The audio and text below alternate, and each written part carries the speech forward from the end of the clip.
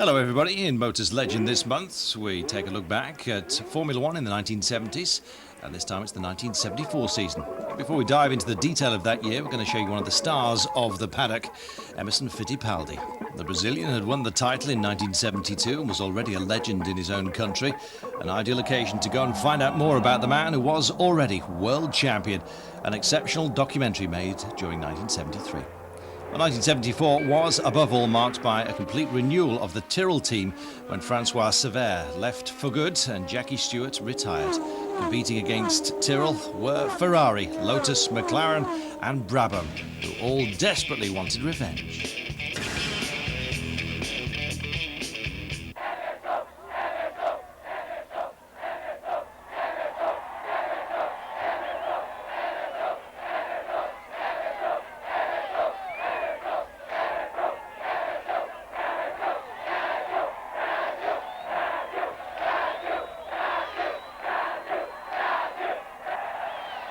Emerson Fittipaldi. Emerson Fittipaldi, 26 years old, Formula One world champion in 1972, the new idol of the Brazilian crowd.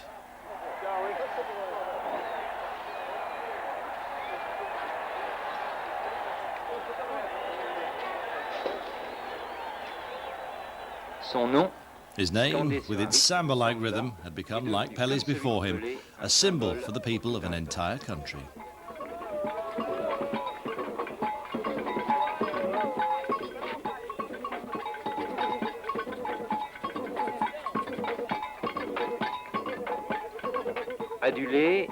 Adored and idolized, in demand wherever he went, flag bearer for the government, living adverts for all sports and all sorts of products.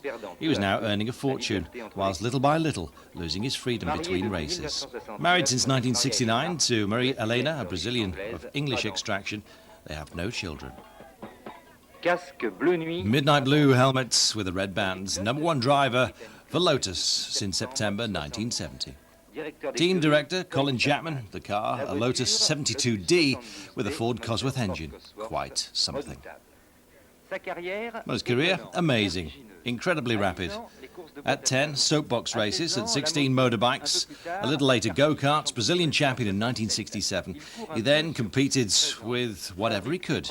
He made his own go-karts with his brother Wilson and Formula 5 single-seaters. A success spurred him on in 1969. He made up his mind to go to England. He was only 22, totally unknown. Did you speak English? No. It was a real adventure then. It was very difficult. It didn't take me long to learn, though.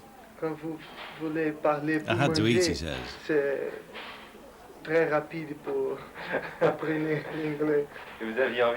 But you wanted to compete just as much as you wanted to eat. That's true.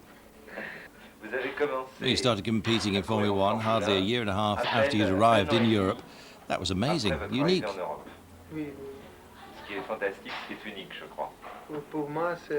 For me, it was incredible. When I arrived in Europe, it was difficult because I was a very young driver. I was a great unknown. C'est très difficile pour un jeune pilote quand arrive en Europe et ne connaît pas.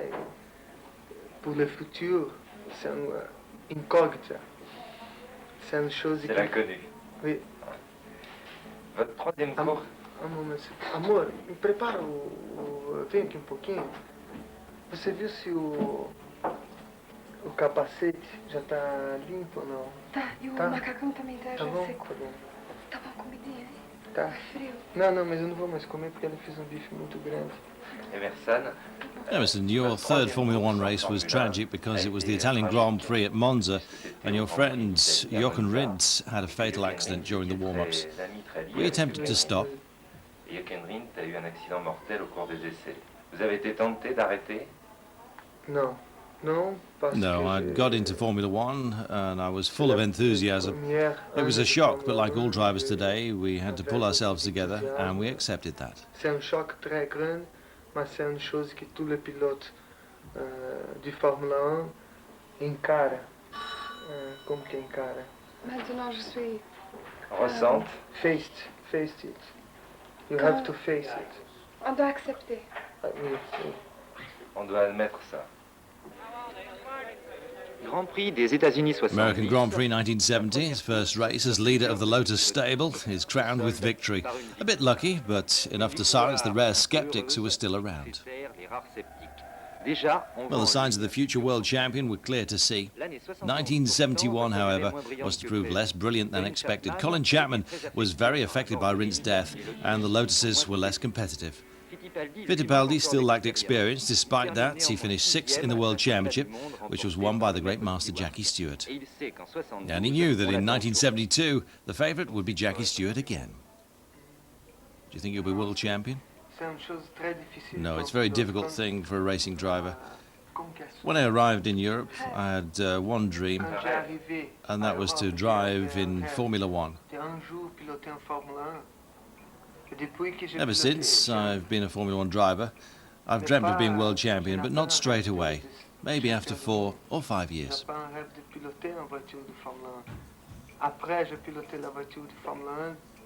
J'avais un rêve de devenir champion du monde. Champion du monde, mais je ne pense pas la deuxième année, seulement après 4-5 ans. In In 1972, Jackie Stewart's Tyrrell and Jackie Ickx's Ferrari were the two favourites, but the Lotus had rediscovered all its qualities. avait retrouvé toutes ses qualités.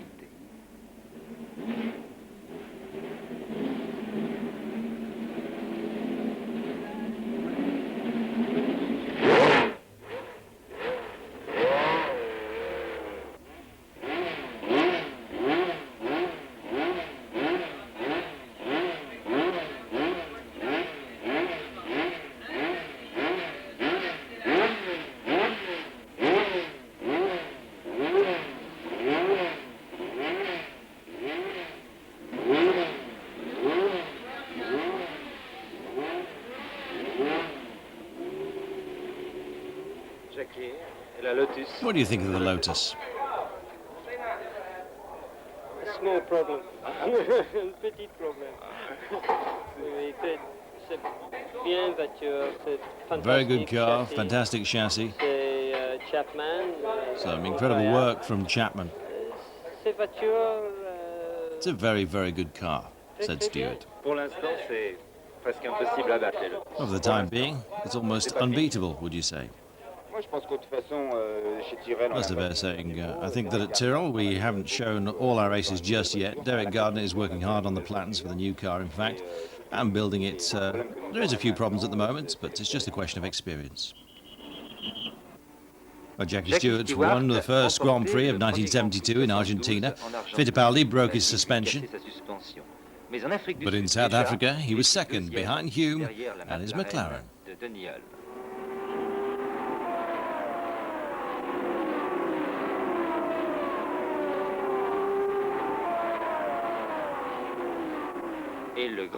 And the Spanish Grand Prix fought out in Madrid was to mark the start of an impressive run of success.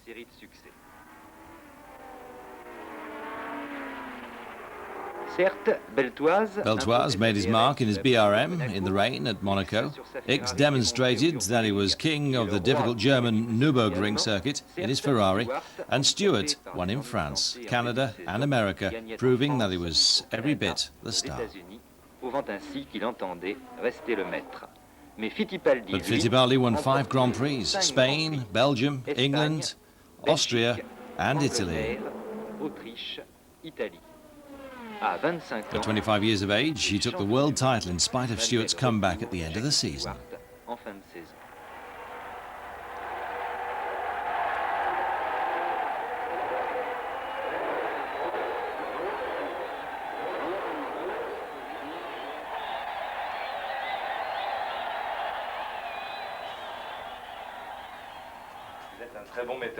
How are you at setting up the car? Well, it's very important in modern Formula One. Drivers have to know mechanical engineering, that's for sure. Formula One cars today need such precision driving that they have to be adjusted to the nearest millimetre. Well, the striking thing about Emerson Fittipaldi is the perfection of his style. Consistent, easy and elegant, he makes you think of the great Jim Clark from time to time. Fittipaldi doesn't master the car, he just wins it over. êtes superstitieux? Are you superstitious? Tous les pilotes All drivers are a little bit Là, superstitious, he petit says. superstitieux. Quelle est la vôtre? And what about par you? exemple? Les numéros 7. Well, I really like number 7. Numéro 7, vous l'aimez, vous l'aimez In pas? Brazil, whenever you get it, it's really lucky. Au Brésil, toute la course, j'ai fait des motocyclettes, go-kart et voitures avec numéro 7, tout le temps. Dans le domaine de la mise au point, When it comes to adjusting the car, Emerson Fittipaldi and Colin Chapman have nothing to envy Jackie Stewart and Ken Tyrrell. All the modifications and adjustments to the car take place during the warm-ups that precede the race. The stopwatch, needless to say, plays an essential role and sanctions the efficiency of the adjustments. While comparisons are made with all the principal competitors, just how they're doing at Lotus, Maria Elena looks after that. Je fais ça, je crois, pour... Well, I do it so that the time goes more quickly and because I enjoy doing it. I'm interested to see if Emerson is improving his times. It's necessary, but it also makes the race go faster, she says. C'est vraiment plus parce que j'aime et pendant la course pour que ça fasse le temps plus vite. Votre grand rival, c'était Jackie Stewart. Your great rival, Jackie Stewart, what's your opinion of him? Je pense que Well, he's a fantastic c'est driver. un pilote fantastique. C'est The best le pilote all-rounder in the plus world. complet du monde. He's got more experience than anyone else, Il n'a pas de- and I respect him a great deal. il est pilote qui a beaucoup d'expérience de tous les pilotes de Formule 1. Et c'est un pilote que je respecte beaucoup. Pas au point de le laisser passer Not quand so il est much derrière. that you let him past you if he's behind you, though. Of Pour course tous les not. Sud-Américains, Emerson Fittipaldi. Well, for any South American, Emerson Fittipaldi is the natural successor to Juan Manuel Fangio. And as far as Fangio is concerned, even if Stewart is the more experienced of the two, Fittipaldi has every chance of becoming world champion in 1973. Chance d'être encore champion du monde en 73. Stewart demande à Jackie ce qu'il pense d'Emerson en tant que pilote. What do you think about Emerson as a pilot? Emerson Fittipaldi. Who? You know the guy who won the World Championship? Oh, yes. Well, I think as a driver, he of course is very, very good. He has tremendous natural talent. He is, I think, probably his best quality is his mental attitude. The mentality is extremely good. And of course, in addition to that, he's a very good water skier. Dites que Emerson est évidemment un très très bon pilote, il a beaucoup de dons naturels et plus que ça encore, il a la bonne mentalité pour être un coureur automobile, c'est-à-dire qu'il voit bien les problèmes, il se rend compte des problèmes, c'est aussi un gentleman sur la piste et c'est surtout un très bon skieur nautique. J'ai l'impression que I get the impression that a lot of people would like to see Emerson Fittipaldi in a car other than the Lotus. Well, that might be true, but in the end, if Emerson and Lotus are the best team for now, it's also probably true that Emerson in any car would also get brilliant results. Il est indiscutable que Emerson, probablement sur une autre voiture, ferait des résultats très brillants. Et vous, François, qu'est-ce que vous pensez d'Emerson? And you, Francois, what do you think of Emerson Fittipaldi? J'en pense beaucoup de mal parce qu'il I a think beaucoup- unmentionable things because he goes too fast. C'est un type facile bien. He's a good bloke.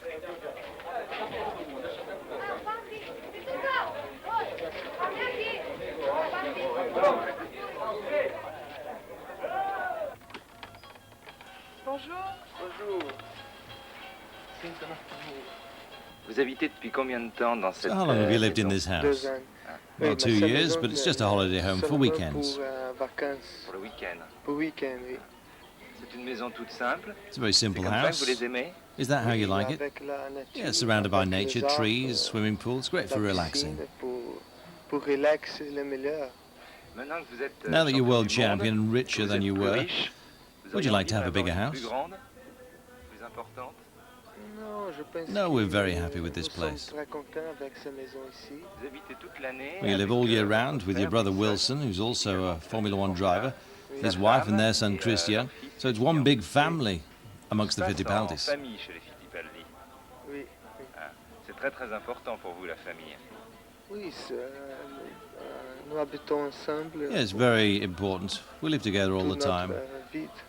Emerson Fittipaldi, vous êtes d'un calme assez surprenant pour un You're Sud-Américain. surprisingly calm Oui, for a South tout le monde American. se dit que Well, les everyone South thinks that we're all Americans highly sont strong and beaucoup excitable, but it's not true. plus,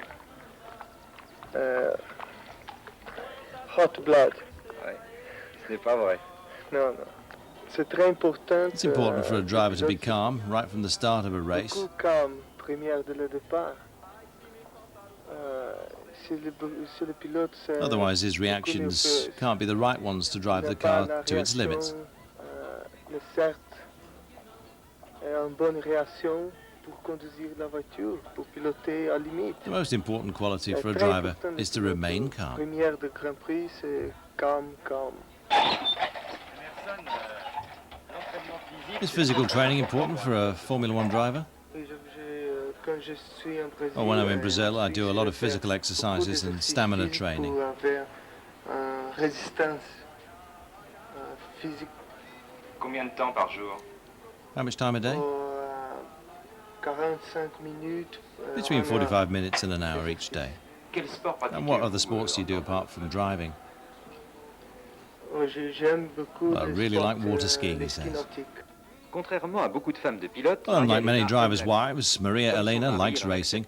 Like her husband, she accepts the risks. Oui, parce que comme on a eu un accident l'année passée. Yeah, but since we had an accident last year, I've realised that it was much more dangerous on the street than on the car circuit, and it's changed the way I look at things. Que désirez-vous obtenir encore dans la vie? So what are you looking for out of life? Marié, Well, to get married. C'est fait. Well, you've c'est done that. fait.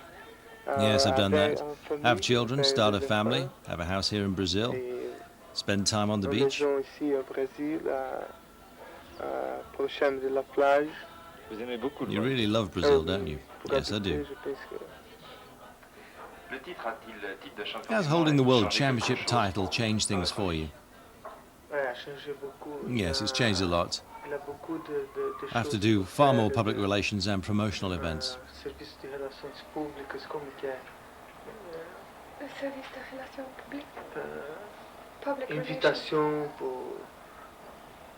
une Oui, des inaugurations, vous êtes très invité partout. You're in Et vous great préfériez demand. rester tranquille chez vous. Oui, et notre, Yeah, as a notre result, vie we have less privée, time for our private life, and I do regret that. Muito menos tempo. Beaucoup moins de temps maintenant pour la vie Beaucoup privée. moins de regrettez. temps. Oui, oui. Certaines personnes Some say that Emerson has an advantage over Jackie because he has less occupations outside racing. I don't think that affects my performance. Je ne pense pas que cela affecte mes performances. J'ai suffisamment d'expérience pour faire plusieurs choses à la fois. Maintenant, Emerson va avoir beaucoup de choses à faire et c'est lui qui aura des problèmes car il n'a pas mon expérience. Because at least I'm experienced at it.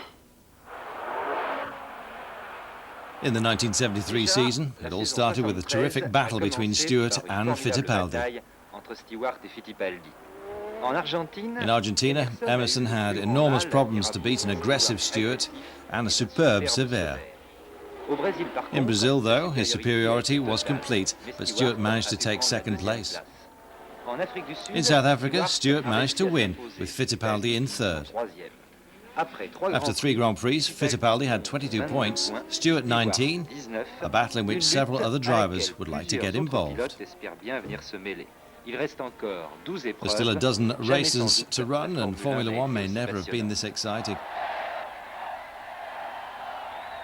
Emerson Fittipaldi, Emerson Fittipaldi, garçon a modeste, modest and calm young tranquille, man, ne certainly cherchait looking sans for doute qu'à success in réussir racing. dans la course automobile. He found Il a glory trouvé en and même riches, temps la gloire and it seemed that et the simple l'argent. happiness of Il his avait family compris life pas de perdre, was a une long, véritable long way behind position him. où il est désormais entraîné, le bonheur tout simple qu'il avait su bâtir dans sa vie privée.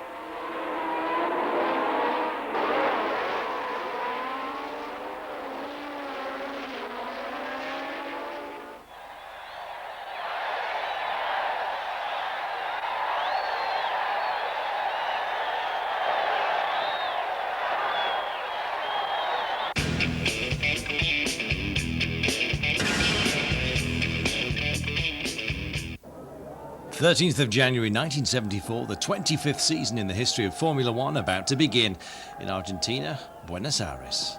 Well, everyone is pleased to be on Juan Manuel Fangio's home ground, especially since he always comes to visit. Well, that said, the field has seen some important changes. We recognise most of the faces, but there are at least 2 missing: Jackie Stewart and Francois Severe. The first holder of the World Championship title retired on the same day that the second was killed, during the warm-ups for the American Grand Prix in 1973. So Tyrrell have signed up 2 new drivers, Jody Scheckter and Patrick Depailler. Ronnie Peterson takes pole in front of Clay Regazzoni, who teams up with Niki Lauda at Ferrari. There are 25 cars at the start. Peterson at Lotus is now teamed with Jackie Ickx, Emerson Fittipaldi, world champion in 72. He's gone to McLaren alongside Dennis Hume.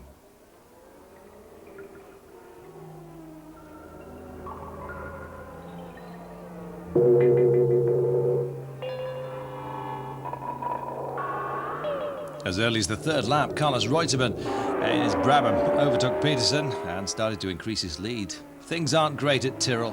Scheckter abandons a bit before the halfway stage after rupturing his cylinder head gasket.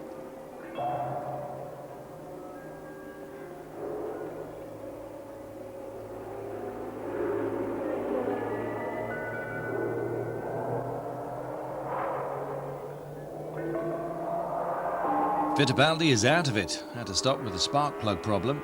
Worth noting though, the excellent race from the Ferraris after a catastrophic season in 1973.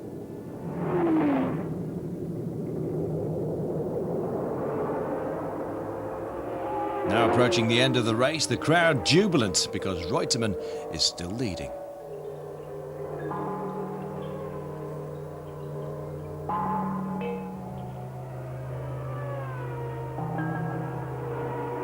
But the Argentinian, whose engine is playing up more and more, is due for an enormous disappointment. With no pity, Hume takes over the lead in the second last lap and takes the 8th Grand Prix victory of his career. The New Zealander doesn't know it yet, but this will also be his last success in Formula One. In Brazil, a fortnight later, Fittipaldi really goes for it since he's on home ground. The crowd want him to do well as he did in Monza in 72, when his victory in the Italian Grand Prix meant that he would go on to win his first title. Well, Fittipaldi took pole in front of Reutemann, who's obviously on form at the beginning of the season and is eager for revenge. He takes the lead from the start. But in the 4th lap, Peterson goes into the lead. Reutemann's tyres are suffering in the heat. Peterson has got to keep his eyes on Fittipaldi, who gives him no let-up. Regazzoni is behind him, whilst Lauda has had to retire with a broken valve.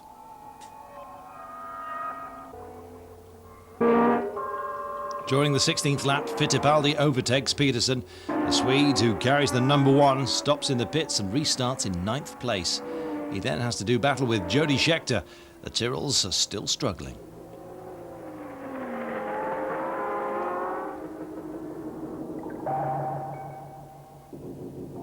At the front, Fittipaldi now has a good lead. Regazzoni is well placed in 2nd, while Peterson and Depeye are somewhere around 6th place.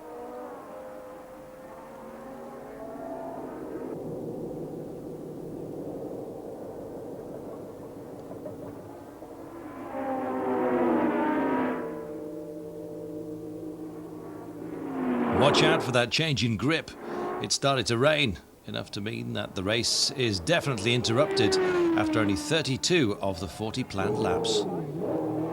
Not that that changes much. Fittipaldi takes his 10th victory, the first of the 74 season, and his first for McLaren.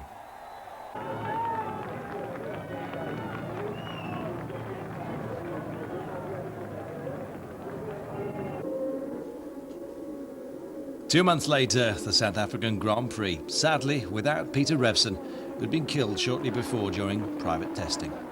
Niki Lauda takes his first pole, and it's clear now that there will be plenty more to come during the races of this season. Watch Peterson's Lotus, which manages to collide with that of his teammate Jackie Ickx. Jochen Mass Surtees and Henry Pescarolo's BRM also get caught up in the mini pileup. It still leaves Lauda and Reutemann in the lead in front of Regazzoni, Scheckter, James Hunt and Fittipaldi.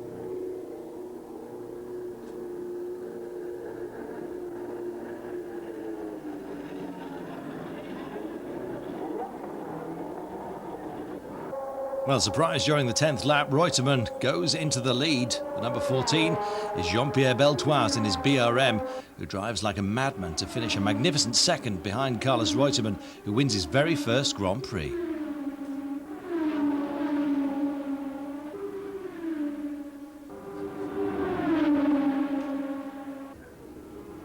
While Niki Lauda has to abandon during the 75th lap, Beltoise, for his part, still seems rather surprised by his race and the result.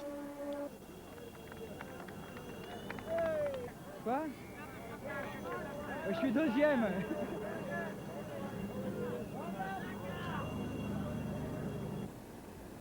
Spain, and rather just before it, before the Spanish Grand Prix, everyone is pleased to see Jackie Stewart back doing what he likes to do best. The Tyrrell Ford team pleased to show off their latest model, the 007.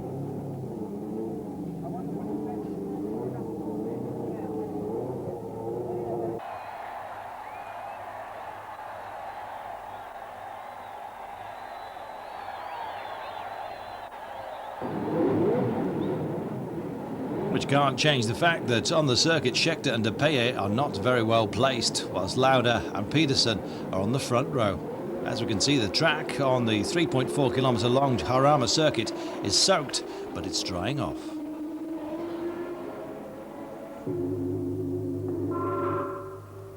No change during the first 10 laps. Peterson leads in front of Lauda and Regazzoni.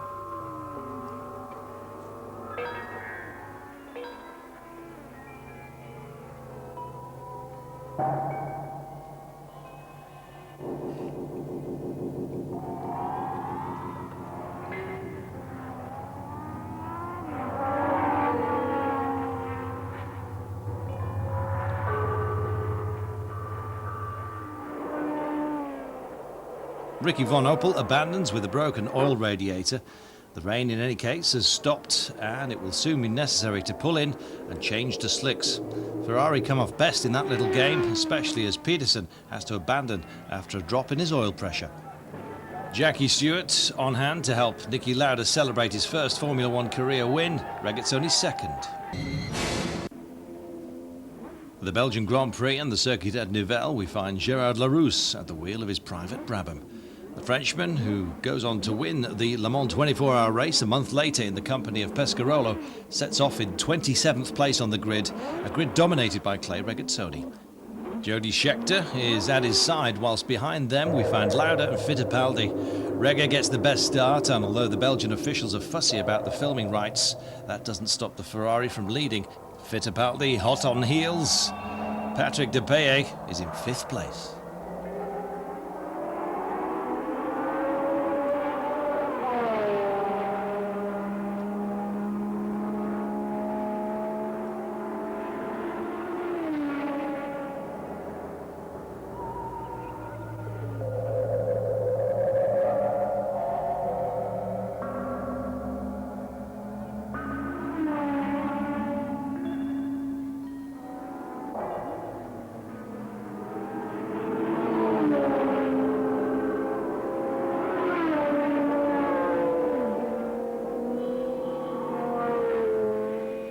In the 38th lap, apparently blocked by Larousse, Regazzoni skids off into the grass and has to let Fittipaldi and Lauda get past.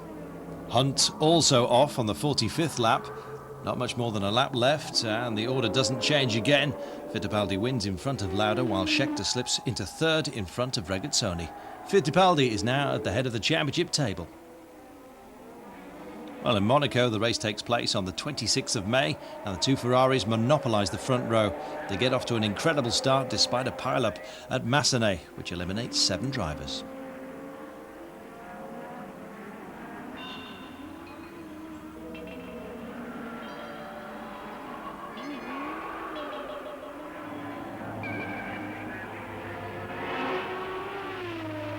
Regazzoni gets the better of Lauda, but Peterson 3rd seems very, very much on good form.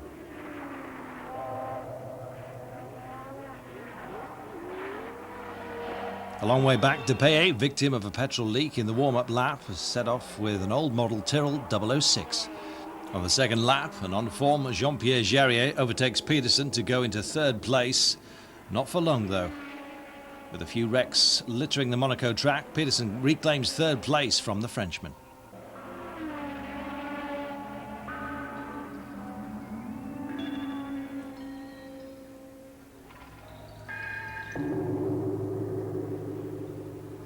A few laps later, Peterson makes a mistake. The placings change. Regazzoni leads in front of Lauda, Jarier, Scheckter, Hailwood and Peterson, who's managed to restart. Jarier is doing a great job at the wheel of a shadow. He's holding his own against 2 Ferraris. Behind him, Scheckter and Peterson fighting it out for 4th place.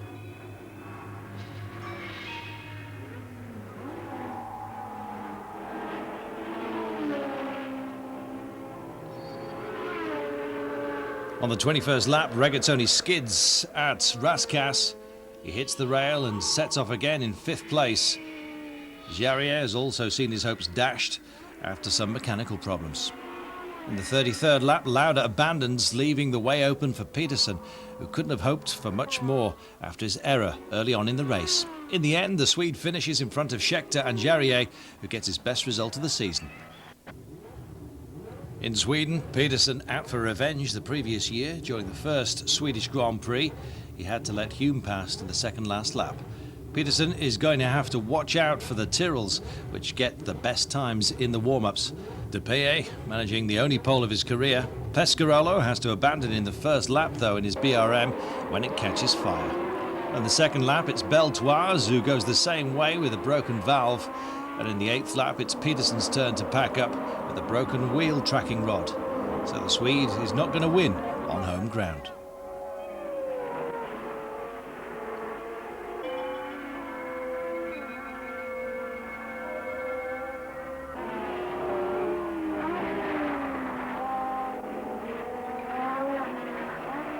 It's Scheckter who dominates, but De Paye isn't far behind. Jochen Mass has to abandon after leaving the track, and the least that can be said is that there are some lucky photographers who get off very, very lightly.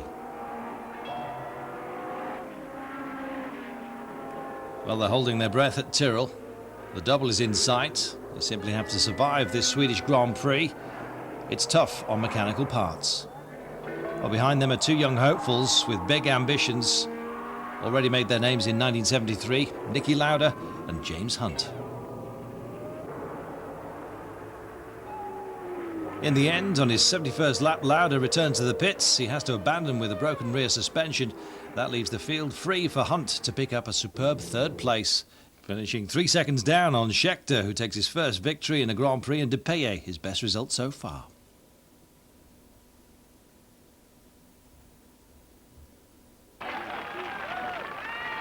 Zandvoort, the Dutch Grand Prix. The first observation is that the general atmosphere is relaxed, to say the least.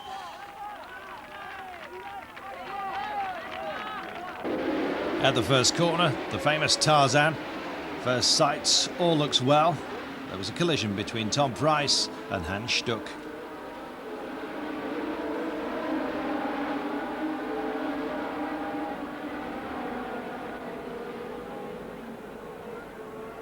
Lauda is in the lead in front of Hailwood, Regazzoni and De Paye.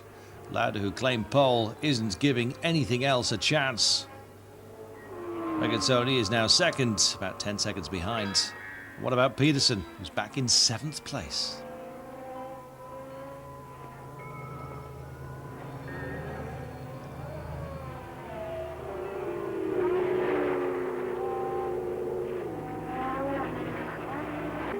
Whatever else, the two Ferraris stand ahead of the rest. Behind them, the most notable thing is that the battle between De Paye and Fittipaldi is a hot one.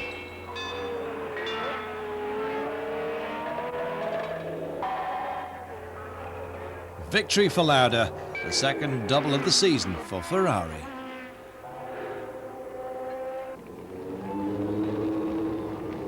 Well, before the start of the French Grand Prix, the championship table reads Fittipaldi with 31 points, Lauda on 30, Regazzoni 28, Scheckter 23, Hailwood 12. The circuit at Dijon-Prenois makes the most of the occasion to welcome one of the most beautiful single-seaters ever built.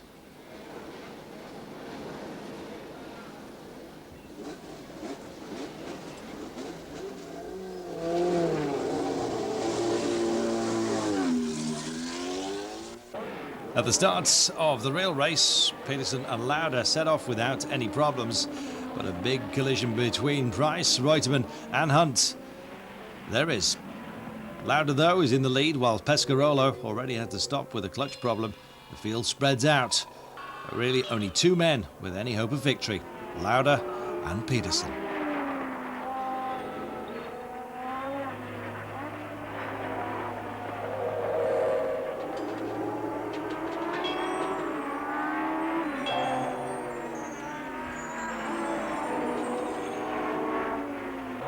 On the 17th lap, the Lotus driver attacks the Ferrari and rifles control from Lauda. Well, the outcome of the race has just been decided. From that moment, Peterson controls the Grand Prix in front of Lauda, Regazzoni, Fittipaldi and Scheckter. The placings don't change before the finish, and Peterson tastes victory again for the second year running in France, where he is much more successful than he is in his native Sweden.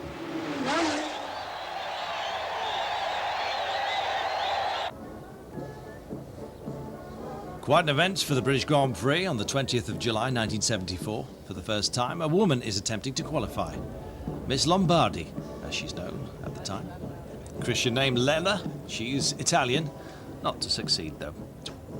25 cars start, and it'll be Lauda and Peterson, them again, who occupy the front row. But the Swede gets off to a bad start, contrary to Scheckter, who bounds forward from the second line.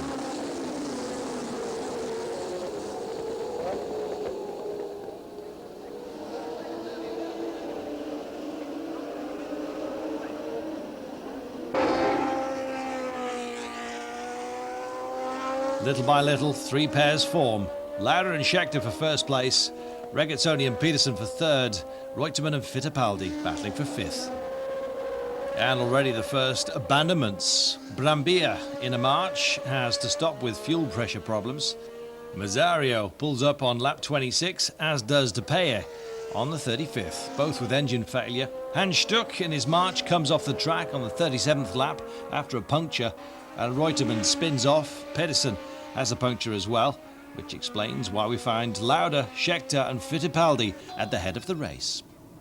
Well, during the 74th lap, Lauda returns unexpectedly to the pits, his right back wheel almost in shreds. Before that, Scheckter had overtaken the Austrian to take the lead. The South African takes his second Grand Prix victory in the championship. The battle is really hotting up. Well, the next Grand Prix at the Nürburgring was called the German and European Grand Prix, the 4th of August, and two Ferraris have relegated their competitors by more than a minute in the warm-ups. In the very first lap, Lauda is written out after a collision with Scheckter. Regazzoni finds himself in the lead in front of the South African, still there, unlike Lauda. Then comes Reutemann, Mass, Peterson, De Peye, X, Helwood and Beltoise.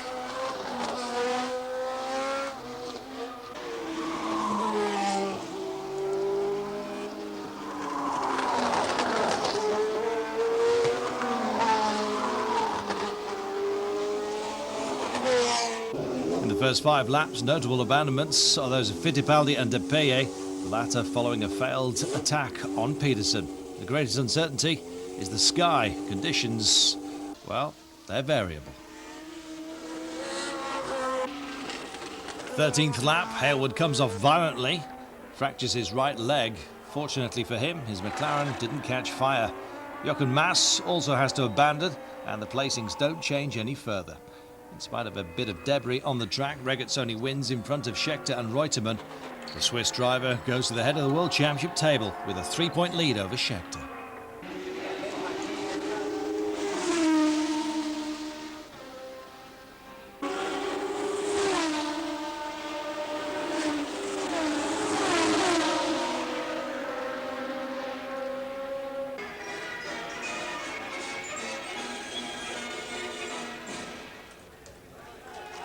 Off to Austria next, and the ultra-fast circuit at Zeltweg for the 12th round of the World Drivers' Championship.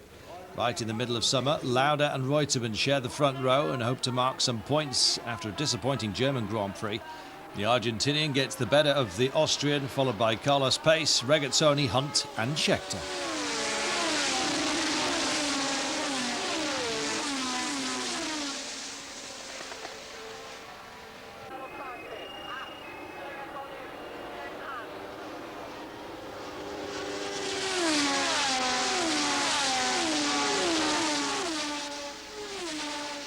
The spectacle is sumptuous and the drivers follow one another closely, all ready to make the most of the slightest error. Our first important abandonment, Scheckter, whose engine fails on the 9th lap.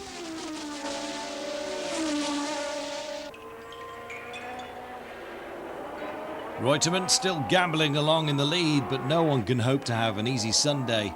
It's Lauda's turn to have problems, and behind him things are hotting up. Fittipaldi and Hume make their presence felt.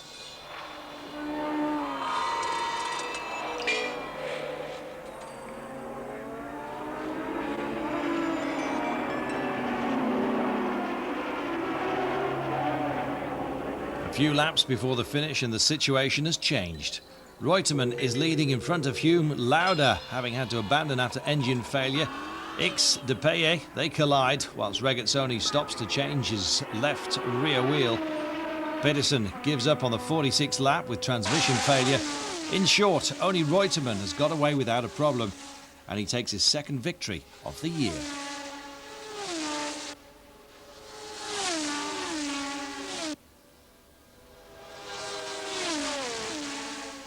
In the Ferrari stronghold at Monza, the championship standings are as follows. Regazzoni in the lead with 46 points, followed by Scheckter with 41.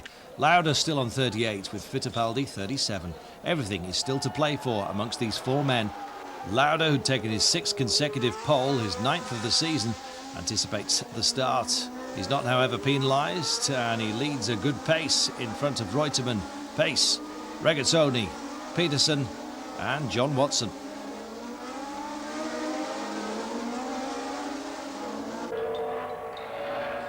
In the 5th lap, Regazzoni goes into 2nd place to Reutemann's detriment, and it's the ideal scenario for Ferrari and the Monza crowd. Fittipaldi bides his time in 5th place, but the race is far from won, and there are plenty of surprises still in store.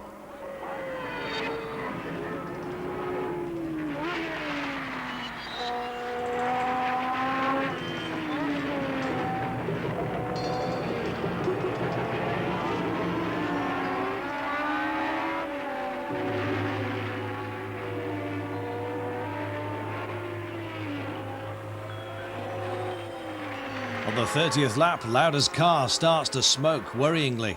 Regazzoni goes into the lead and the Austrian has to retire 2 laps later. His hopes of becoming world champion have virtually gone up in smoke just 2 Grand Prix before the end of the season. For Regazzoni, on the other hand, it's an undreamt of occasion to button things up almost definitively. On the 35th lap, the Swiss driver has a 13-second lead over Pedersen and Fittipaldi. The ruptured crankshaft bearing ends his race on the 41st lap. Pedersen wins it ahead of Fittipaldi and Scheckter. 22nd of September, everyone is at Mosport for the second to the last race of the championship. A key meeting which doesn't dampen the relaxed atmosphere. Note the entrance of 2 American teams, Parnelli, who've entered Mario Andretti, and Penske, who've signed up Mark Donohue, 2 previous winners in Indianapolis. At BRM, the rupture between Pescarolo and Francois Migaud becomes a fact. Chris Amon now is at Beltoire's side.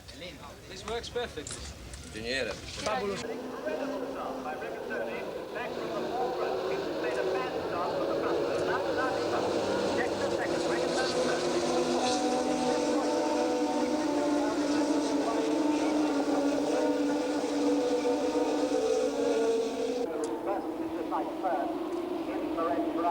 Well, the warm-ups are marked by a spectacular accident for Clay Regazzoni. The Ferrari driver is unhurt but can only qualify on the 3rd row, whilst Fittipaldi takes pole. Despite that, Regazzoni gets off to a superb start, which propels him into 3rd place at the first corner, behind Lauda and Fittipaldi.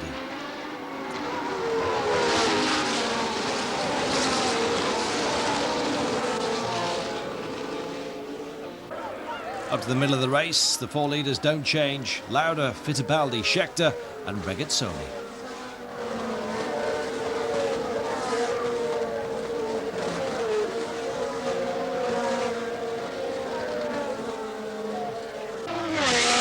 Several, though, do abandon, starting with Scheckter on the 49th lap.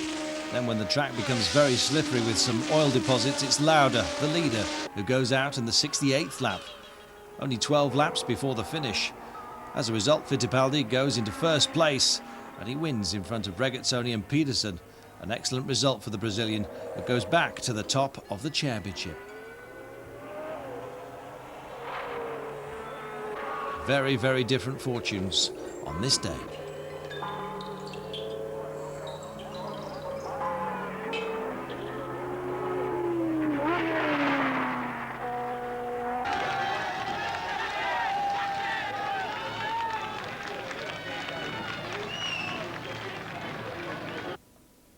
So everything still to play for at Watkins Glen. Regazzoni and Fittipaldi are level pegging with 52 points. Scheckter third with 45 points.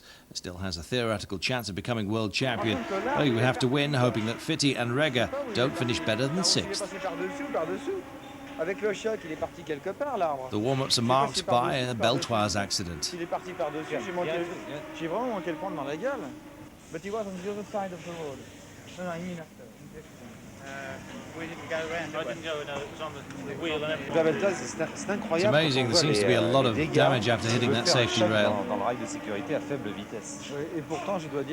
Yes, he says, but it was only a small bump really, at relatively low speed. I could have been going twice as fast.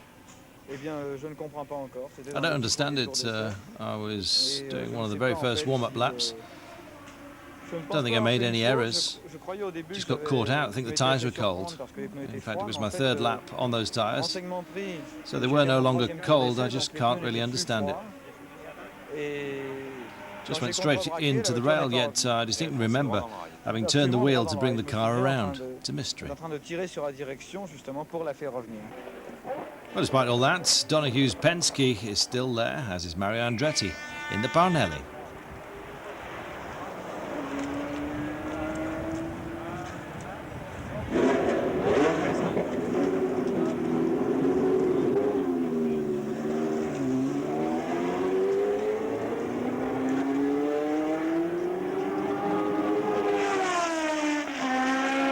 The Ferraris, for their part, Regazzoni in particular, are racing for the title, but the Swiss driver only qualifies in 9th place, which doesn't bode well.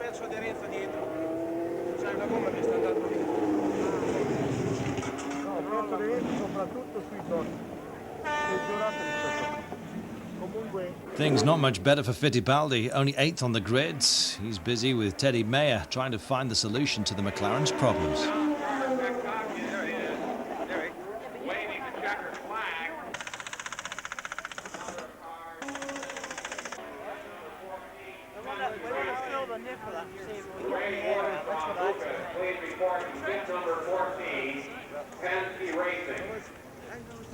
Over at Tyrrell, they call in Stewart to advise Scheckter.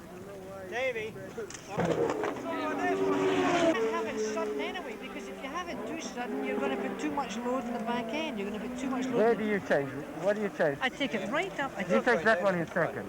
I think take that one in second, go into third, and then as you go right along, take it as high as you can in third, and then go on a light throttle into fifth, a light throttle, and then progressively go through. Then when you start to point the car... Yeah, I can go flat through there, there's no problem. Yeah, I know that, but you'll find that you'll go faster flat in fifth gear. We're not entirely certain that the former triple world champion, his successor, really hit it off. That apart, everything is ready for an amazing finale to the championship, and the atmosphere of a great event hangs over Watkins Glen. Jackie Stewart is also there as consultant for the American television channel ABC, and he brings Fittipaldi and Regazzoni together. One of them will be world champion after the 15th Grand Prix of the season.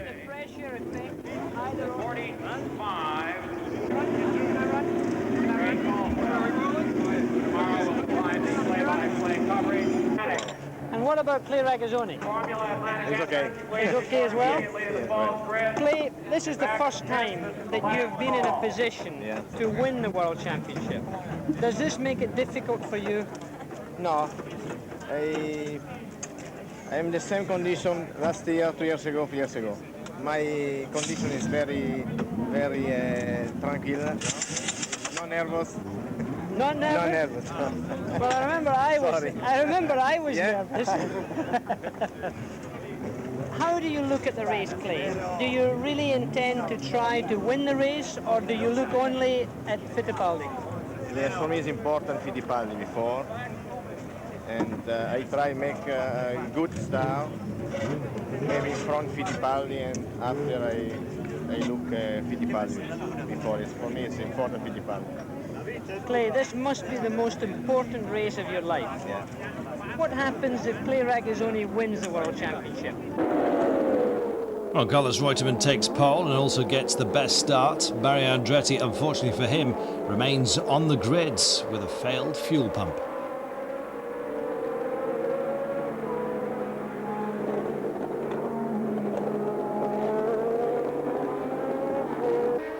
The placings: Reutemann, Hunt, Pace, Lauda, Scheckter, Fittipaldi, Regazzoni.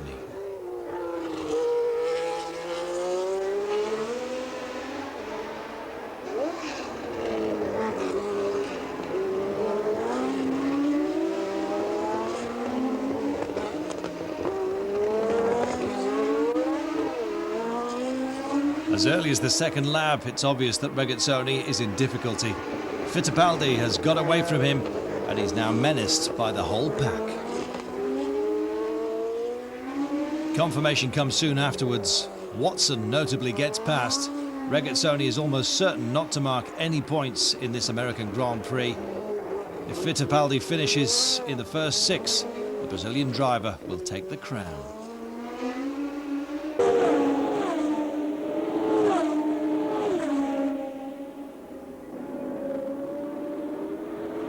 Reutemann still leading the dance in front of Hunt. Then comes Pace, Lauda, Scheckter, Fittipaldi, Watson and Mazzario. For Regazzoni, it's hell. He's down around 10th place, and what's worse, the Swiss driver stops on the 14th lap to change his 2 front tyres.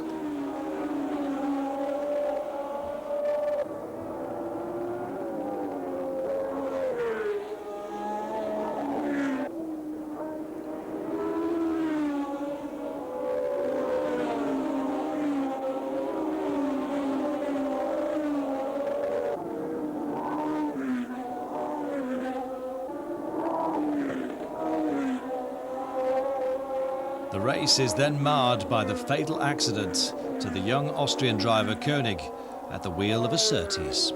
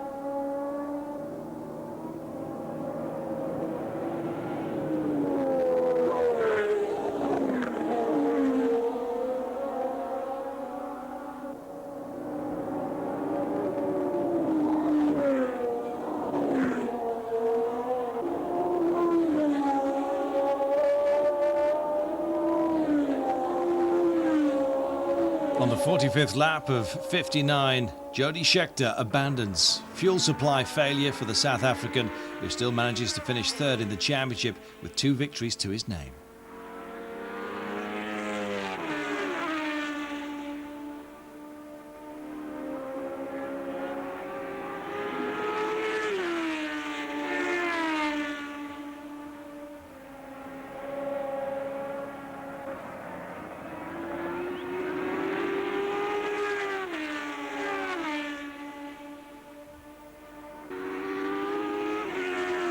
Nothing can stop Reutemann from winning in front of Pace, Hunt and Fittipaldi. This 4th place is synonymous with the championship title for the Brazilian, who takes his 2nd crown after that of 1972.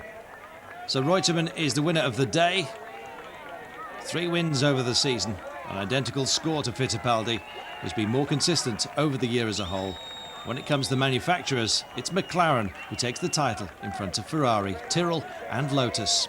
That is how the 1974 season ends.